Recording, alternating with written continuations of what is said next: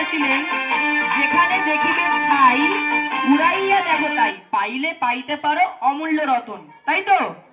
তো আমরা কিন্তু আজকে এটা পুরো বাস্তবে দেখবো যে তার, আমরা সবাই জানি যে এখন ইউটিউব ফেসবুক হয়েছে, অনেকে ভাবছে যে দূর এগুলো একদম ফেক ফেক।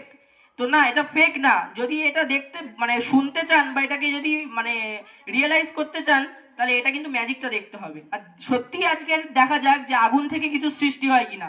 চলুন।